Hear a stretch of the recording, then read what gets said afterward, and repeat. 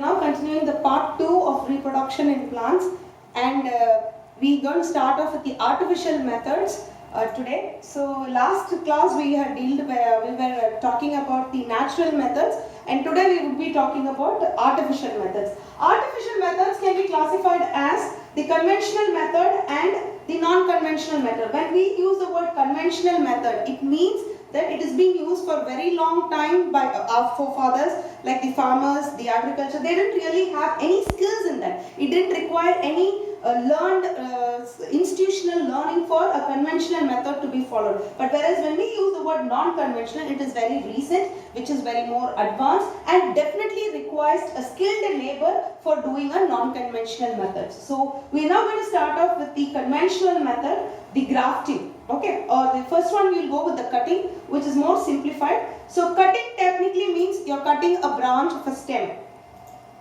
Okay, so we can have cuttings of root, stem and the leaves. We can use the all the three parts, the vegetative parts can be used. So in root cutting, which is more popular, is the apple tree. Malus is nothing but the apple tree. So I have given the photos of the apple tree here, and you see they have actually taken the cuttings of the root there. Okay, so any of the plant which has been uprooted for some time, you need not waste those plants. We can just take those root bits there and use it elsewhere. We will get a new tree of this. So Malus, where we have it, that is the one species that's been obviously used for root cutting.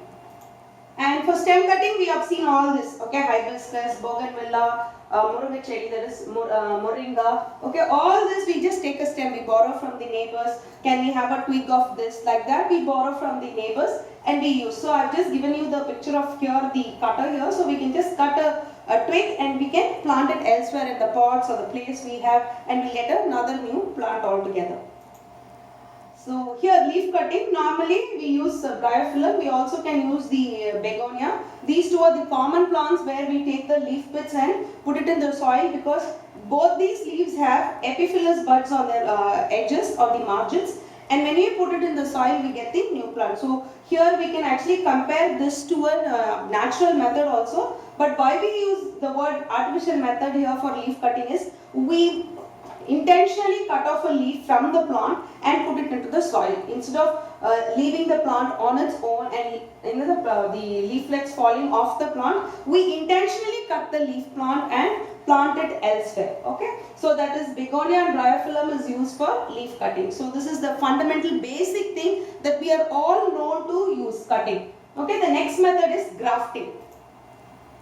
So in grafting, we just need two important parts, that is your stalk and the scion. Now if you see any potted plant, okay, you can see a hibiscus plant that I am having right now. Any potted plant, okay, see I have bought the potted plant here, so that is a stalk. Okay, and when we have a stem, okay, without the root here, okay, when we take a root without the stem, then it is called the scion. So this one, which is the potted one, is called the stalk, and this one is called the scion. So these are two important structures that you must remember for the grafting. The word grafting technically means you are using the tissue. Okay, so you are using a tissue bit, okay, and we are joining these two different tissues to get a new plant. So I have given a picture to illustrate that two different plants are used to get two different varieties of in the same plant. So after the grafting you will get one plant, but the same plant will have two different kinds of fruits or two different kinds of flowers. So that's why grafting is done, and this is also a very old method where the farmers have done it by themselves without anything, but it is a trial and error method that they have found out this. Okay, so a stalk is the one which is in contact with the soil, scion is the one that is the other part which is not in contact with the soil. So stalk is the one that is going to give nutrients for the grafted area. Okay, so there are 5 different types of grafting: approach, bud, crown, tongue grafting and wedge. For us to remember easily, to recall easily, we use A, B, C, T, W. Okay, so it is very easy for us to remember the types: approach, bud, crown, tongue and wedge. Okay, so A, B, C, T, W, this is what we are going to see in the next one. So the first one, approach grafting, here the stalk and the scion both are rooted. Okay, so that's the difference. Here we actually scrap off a bit from the stalk and this stalk also, and we join it together and put some moss or a sand, and we wrap it around and we leave it for this for a few weeks and we see a new shoot coming from this portion. So in approach, both the stalk and the scion is rooted. So here the next one is the bud grafting. The stalk is taken and the scion here is a bud. Okay, we are taking a bud from a stem and we are inserting the bud into the portion. See, you make a cut like this and insert the bud and then you wrap it around. Then you wrap it around and leave it for some time and we get a new stalk. Crown grafting, as the word says, crown. Crown is the one that you keep it on the head, right? So unfortunately, sometimes a large tree is being infected or uprooted or cut. But we need not worry. We can use the entire stump of the base as a crown and we can use many cuts there. Okay, so we can use 2 or more from the same scions, and from the same one stalk we are using many scions to get many plants out of which, and later we can chop it off and use it elsewhere. So crown grafting, you are using one stalk and many scion, and since it is on the top, you are calling it as a crown. Okay.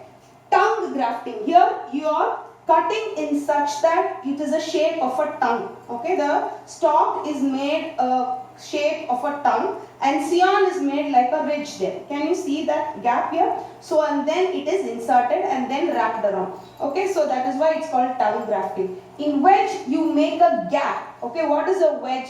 You are using a small bit, okay, like a small broadened bit, narrowing tip, and then you see a gap here. Can you see a large gap here? And then you insert it like a stump there. So this one is called a wedge. Okay, the shape of this one is the wedge, and you are making a gap here in the stalk and then you are inserting here. And then you wrap it around and you get. Depending on the scion, we are classifying all these types. Okay, scion, how you take your scion is how is the names are being given here. So in approach, the scion is also rooted. In bud, scion is a bud here. Here many scions are used and it is used on top of the stump. So you call it as a crown grafting. Here the scion is made like a tongue and thereby you call it as a tongue grafting. Here the scion is made of like a wedge and thereby you call it as a wedge grafting.